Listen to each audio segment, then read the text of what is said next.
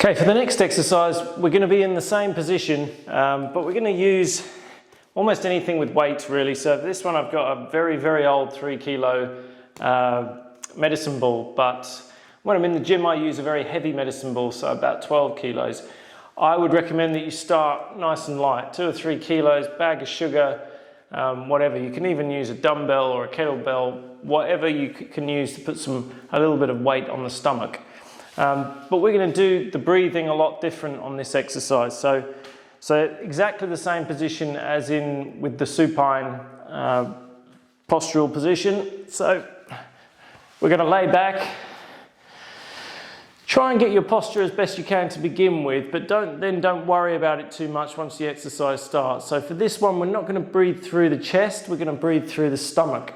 So we're going to pop a little bit of weight on the stomach, and we're going to take a deep breath in for 5 seconds, raising the stomach up, and then exhale for 5 seconds, letting the stomach fall back down to like this position, and then an extra couple of seconds, kind of hold your breath and let the ball sink in a little bit.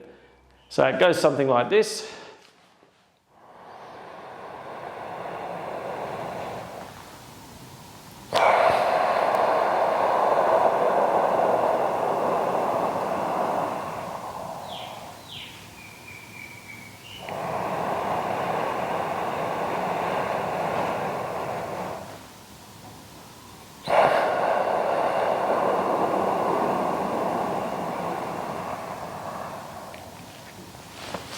Okay, and then we're basically going to reposition that ball all the way around the stomach as we go. And you can do maybe 10 to 15 deep breaths in. I just tend to do it for as long as I feel like I need it. And so what's the purpose of this exercise? So you might notice that the combination of lifting your rib cage with your breath and then sucking your stomach in can be quite difficult for you, and it often is difficult for most people.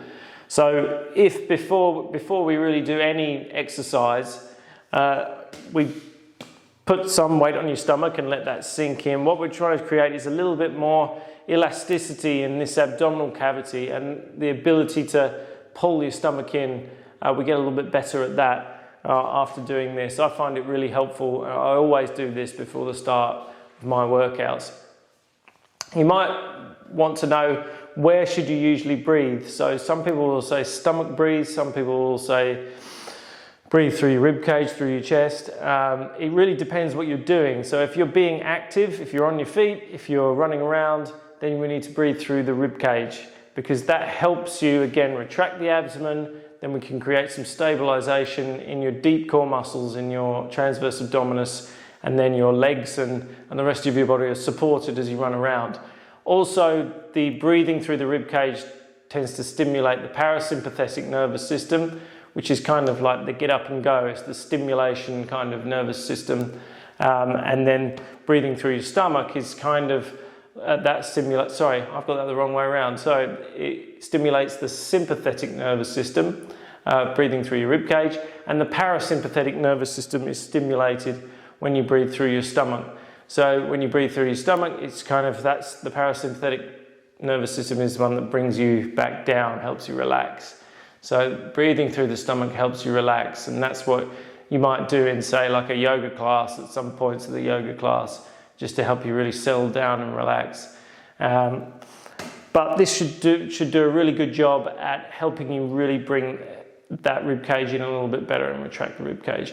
It's not an exercise as such, this one. It shouldn't feel very difficult. What you might find is that this, when it settles in low in the breath there into the stomach, you might feel a bit of discomfort as it's almost like a myofascial release, so like a self-massage for the abdomen area here. And it can feel a bit uncomfortable because you've got lots of organs in that abdominal cavity, and they're joined together by this the viscera fascia.